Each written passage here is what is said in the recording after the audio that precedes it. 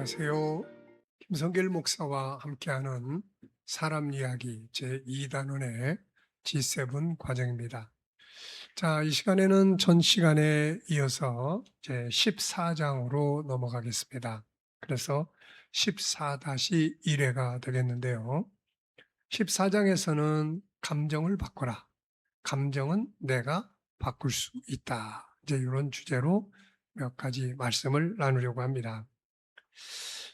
본장은 감정의 주인은 바로 자기 자신이기 때문에 감정을 바꿀 수 있다는 사실을 우리가 공부하게 됩니다. 대부분의 수많은 문제는 감정을 통제하지 못하고 다스리지 못하는 데서 발생을 합니다. 중요한 것은 이 감정은 앞에서 살펴본 것처럼 정보라는 걸 통해서 만들어져요. 눈앞에 나타나는 어떤 상황은 어떤 감정을 만들어주죠. 온유하던 감정에 누가 화나게 하는 말을 하거나 행동을 하면 갑자기 화나는 감정으로 바뀝니다. 우울하다가도 우울한 감정에 있다가도 눈앞에 즐거운 상황이 벌어지면 감정은 기쁨의 감정으로 바뀌게 되는 거죠. 자, 무의식이나 의식 속에 있던 과거의 상처들이 떠오르면 감정은 또 다시 이제 우울해지거나 분노하게 됩니다. 여기서 중요한 것은 감정은 다양한 정보들에 의해서 만들어지지만 그것을 흘러가는 대로 놓아두어서는 안 된다는 점이죠. 감정은 다스릴 수 있어야 합니다. 변화시킬 수 있어야 하고 또 얼마든지 그렇게 할 수가 있어요. 왜냐하면 이게 내 안에서 일어나는 일이기 때문에 그렇습니다. 행복하지 않은 환경에서도 행복할 수 있는 이 감정을 만들어내는 게 정말 중요합니다. 자, 그래서 242쪽 1번을 보시면은 아주 중요한 이야기를 하죠. 감정의 주인은 바로 나다. 내 안에서 일어나는 감정, 이 감정이라는 것의 주인이 나라는 거죠. 그래서 여기에 도표를 보면은 자, 이 감정의 영역은 나라고 하는 존재 안에 있는 아주 작은 한 부분에 불과합니다. 우선 우리는 나라는 큰 틀이 있고요. 그 안에는 5가지 성품이 딱 자리를 잡고 있습니다. 그리고 그 안에 5가지 성품 중에 인격성이라는 것이 있고요. 그 안에 또 들어가 보니까 인격성 안에도 생각하는 기능이 들어있어요. 그리고 이 생각하는 기능 안으로 또 쫙 들어가 보니까 여러 가지 창고가 많은데 그 중에 하나가 감정이라고 하는 것을 만드는 이 그 장소입니다. 그리고 난 다음에 이제 행동을 하게 되는 거예요. 자, 그러니까 사실 감정이라는 것은 내가 아니고 내 안에서 일어나는 아주 작은 한 영역에서 일어나는 현상입니다.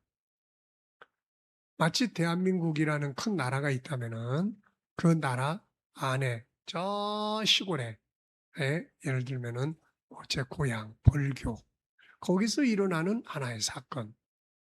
근데 거기서 일어난 하나의 사건이 대한민국 전체를 막 끌고 가면 안 되지 않습니까, 이게?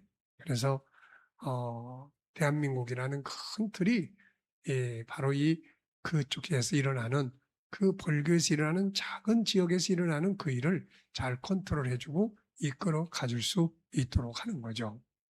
우리 인간의 구조도 똑같습니다. 알고 보면 이 감정이라는 것은 내게서 일어나는 중요한 부분이지만 아주 작은 하나의 영역에서 발생하는 현상이에요.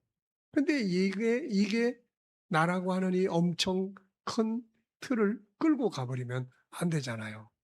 그래서 내 안에 지극히 작은 한 영역에서 발생하는 내 감정을 컨트롤할 수 있는, 다스릴 수 있는 요게 이제 필요하다는 거죠. 그리고 얼마든지 할 수 있습니다. 왜냐하면 내 안에서 벌어지는 일이기 때문에 나라고 하는 이 존재가 이걸 다스릴 수 있는 거예요. 자, 여기서 다시 설명을 하는데요. 위의 도표에서 보여주는 것처럼 내 안의 가장 기본적인 구성은 5가지 성품입니다. 이 성품에는 이미 살펴본 바와 같이 각기 기능들이 들어있죠. 그래서 인격성 안에 세 가지 기능이 들어있는데 그중 하나가 생각의 기능입니다. 그리고 생각의 기능 역시 그 안에 여러 가지 영역들이 또 있죠. 그 중에 하나가 바로 감정이라는 영역입니다. 그러므로 결국 감정은 내 안에 들어있는 하나의 부속 기능이에요. 그리고 그 주인은 바로 나 자신입니다. 그러므로 내가 내 안에 있는 것들을 관리하고 통치하며 명령하고 변화를 지시할 수 있어야 하는 거죠. 이것들을 그대로 두면은 그대로 두면은 아주 자기 멋대로 행동을 합니다. 그래서 나라는 존재를 무너지게 만드는 거예요. 사고를 치게 하죠.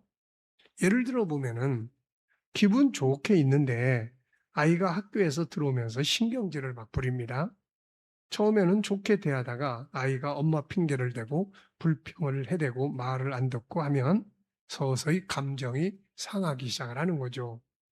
그것을 내가 컨트롤하지 못하면 이제 내가 분노한 감정에 끌려가게 됩니다. 그 다음에는 어떻게 되는가요? 분명히 알아야 할 것은 잘못된 감정에 끌려 행동을 하면은 결국은 무너져요. 파괴돼요. 네. 상처를 줘요. 아픕니다. 그래서 이 형성되는 어떤 상황에 대해서 형성되는 감정에 끌려가지 말라는 거죠. 내 감정대로 행동한다고 해서 그것이 내가 아닙니다. 사실은 지금 나의 잘못된 감정이 나를 끌고 가는 것이며 그 결과는 나한테 좋지 않게 나타나요. 자, 여기서 꼭 기억해야 될 건 감정의 주인은 나 자신입니다. 그러므로 내가 수시로 이 감정을 통치해야 돼요. 지금 기분 나쁜 감정이 내 안에 형성돼 있으면은 빨리 다른 창구를 열어가지고 야, 기분 좋게 하는 요소들 가지고 와. 당뇨를 앓고 있는 분들은 당이 떨어지면은 빨리 사탕 드셔야 되잖아요. 같은 원리예요. 그래서 내가 수시로 내 감정을 통치하고 행복과 성공을 만들어낼 수 있는 감정으로 바꿔 갈 수 있도록 해야 된다는 거예요. 지금 불행한 감정에 휩쓸려 있는데 이 불행한 감정이 나를 지배하게 내버려 두지 말고 그러면 이 불행한 감정은 처음에는 문틈만 열고 들어와요. 안녕하세요 그러더니 그다음에 내 방으로 들어와. 그다음에 아랫목에 딱 자리를 잡아. 그리고 안 나가. 그리고 그 집 전체를 통치하려고 하는 거예요. 그러니까 이런 감정이 딱 형성이 되면은 빨리 다른 창구를 열어 가지고 이 감정을 내쫓아야 돼요. 그리고 새롭게 변화를 해 줘야 되는데 이 모든 것을 누가 하느냐 하면은 내가 하는 겁니다. 자, M. 스캇 팩이라는 사람은 이렇게 이야기를 하죠. 아직도 가야 할 길에서 감정은 노예이며 우리가 그 주인이라고 주장을 했죠. 참 좋은 말입니다. 감정은 나의 노예이며 우리가 그 주인이다 하는 거죠. 자, 성경은 이미 이런 말씀들을 기록을 해놨습니다. 그래서 잠언 4장 23절에 보면은 무릇 지킬 만한 것 중에 더욱 내 마음을 지키라. 마음을 지키라는 것은 감정을 지키라는 거죠. 생명의 근원이 이에서 남이니라. 이 감정이 격해지면 자기 생명도 막 버려버립니다, 이거. 그래서 이 생명이 여기서 난다는 거예요. 또 잠언 16장 32절에 보면은 노하기를 더디하는 자는 용사보다 낫고 자기의 마음을 다스리는 자는 성을 빼앗는 자보다 낫다. 싸움이에요. 누구와의 싸움입니까? 상대방과 싸움이 아니라 내 감정과의 싸움이에요. 자, 여기서 꼭 기억하고 지나갈 것은 감정의 주인은 바로 나다. 그래서 이 감정은 나의 노예지, 나의 종이지, 얘가 내 주인이 아니야. 그래서 이 감정이 나의 주인 노릇하게 내버려 두면은 안 됩니다. 그래서 감정을 다스리고 컨트롤하고 감정을 항상 바꿔서 슬픈 감정을 기쁨의 감정으로 무기력 감정을 능력 있는 감정으로 바꿀 수 있는 이런 변화를 만들어 가야 하는 것이죠. 자, 오늘 말씀은 이 시간 여기까지 하고 다음 시간 또 계속하도록 하겠습니다. 감사합니다.